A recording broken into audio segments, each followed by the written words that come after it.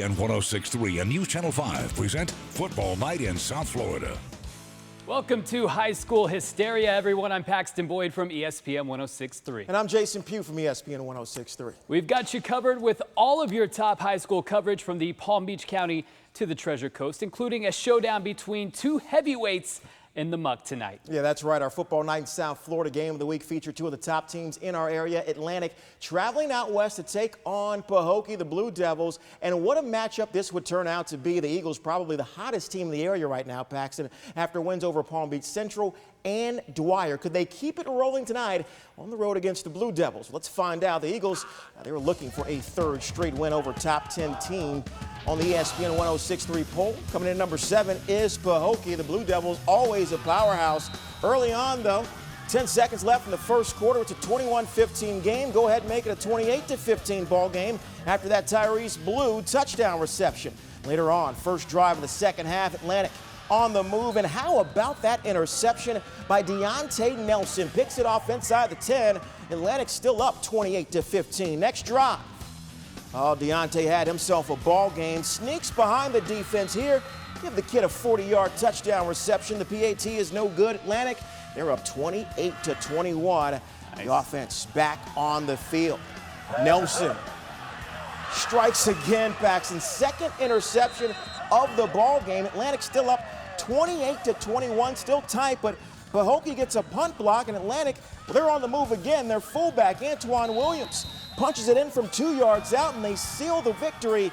Eagles beat Pahokee. Your final score, 35-21.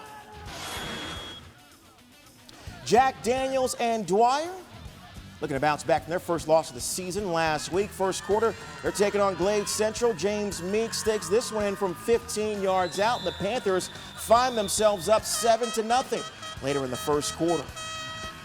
Colby and Clayton. Yeah. He's going to pick off Davius Richards here. Nice. He's not ending this. Still going. He'll take it to the house. He's in there. PAT was no good. 13-0 ball game. Dwyer, 2 minutes to go in the first. Richards gets back in the end zone this time. Pushes through for the touchdown. PAT is no good. 13-6. Dwyer still leads it, but the Raiders didn't get any closer. Dwyer wins 42-14. Let's head to Palm Beach Gardens High School tonight. The school celebrating its 50th anniversary as the number 4 Gators welcome in Lake Worth. Second quarter tied at 0, but not anymore. David Studstill hits Antonio Outler. He'll break a few tackles on his way to the end zone. The Gators jump out to a 7-0 lead. We'll stay in the second quarter. Studstill, yet again, this time showing off his stuff on the ground. Studstill making a few Trojans miss. All of a sudden, it's 14-0 Gators. This game, all Gators, as a matter of fact. They would cruise to a 28-0 win. Palm Beach Gardens improves to 3-0 on the season. All right, another team looking to improve to 3-0 tonight, the Forest Hill Falcons. Jude Blessington has his squad playing pretty well as of late. The Dirty Birds welcoming in John I. Leonard. The Lancers trailing 30-0. That's when Andre Rozier plows into the end zone to cut into the lead. Falcons still leading this one pretty big. Moments later, Leonard looking for more, but Jadeel Cruz picked off by Chaz Eaton. Eaton taking this one the other way, nearly takes it all the way before getting dragged down right at the 10-yard line. A few plays later, Falcons capitalize on the turnover. Jalen Jeter finds some room around the corner. He's in for the score. Forest Hill extends its lead, 37-7. And then on their next possession, the Falcons just pouring it on at this point. This time, Brian Jones plunging into the end zone for the score. Forest Hill, they improve to 3-0. They go on to win this one 50-14. And Florida State commit Akeem Dent in Palm Beach Central finally got things going on the offensive end last week. Could they keep it going tonight against Braddock? We're all tied up at 7 early in the first, and the Broncos add to it. Charles Stewart finding the end zone, and Central retakes the lead, 14-7 at that point. The Broncos wouldn't look back from there. Anarje Durrett fires downfield to Gentaris Oliver. He goes up high, brings it down, comes down with it, wrestles it away from the defender. Doesn't get any better than that. Same drive, Durrett goes right back to Oliver, this time in the corner of the end zone for the touchdown. It's 21-7 Central at that point. And the Broncos continue to pile it on. The handoff goes to Stewart yet again. He finds pay dirt for the second time tonight. Palm Beach Central, they win this one big, 63-7, your final score. Close ball game there, Paxton. Down in Boca Raton with the Bobcats welcome in Boynton Beach. The Tigers, we'll pick this one up in the third quarter. Michael Pratt trying to scramble, but that Tigers defense, man, they were swarming. It was up 14-7 at this point. So in the third quarter, Rashawn Faustine takes this kickoff all the way back to the house. I should pick up a couple of nice blocks here. Makes a few guys miss. Turns on the afterburners. He is headed to the end zone. It's a 23-7 Bobcats lead at this point. Later on in the half, Boca at it again.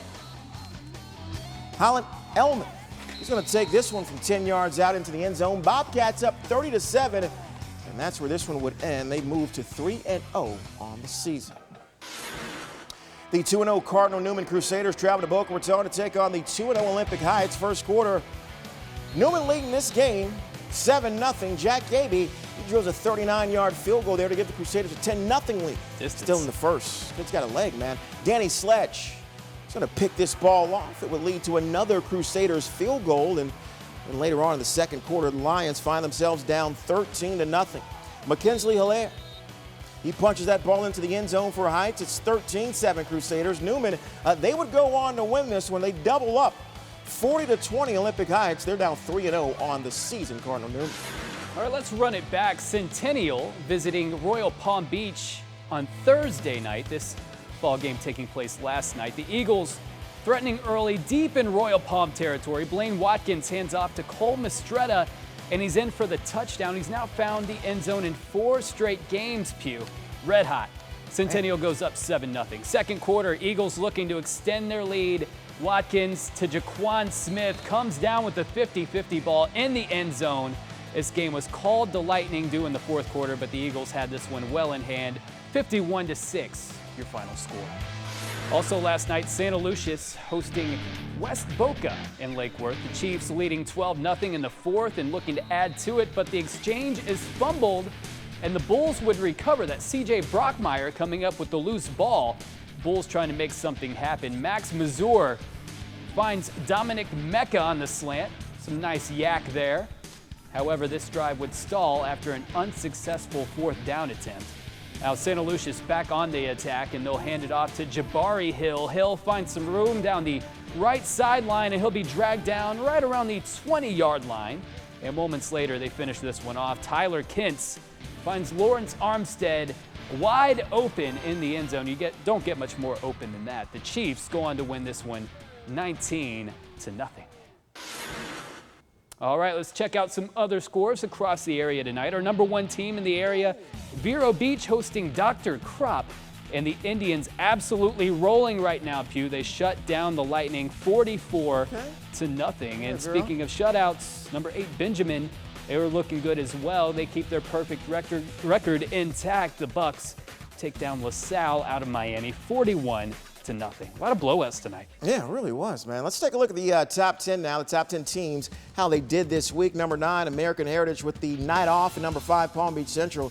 They were the biggest winners of the night with their 63-7 win over Braddock from Miami. Now, last week, you told me that you thought Vero Beach was the number 1 team in the country, or excuse me, the area of the county, not Palm Beach County and the Treasure Coast. Have you changed your mind on that? Atlantic looked really good. 3 weeks, top 10 opponents. Yeah, and I said that last week because they gave it to Wellington, who absolutely shut down one of the top recruits in the area and the country, Mark Anthony Richards, and Wellington, a good team in their own right.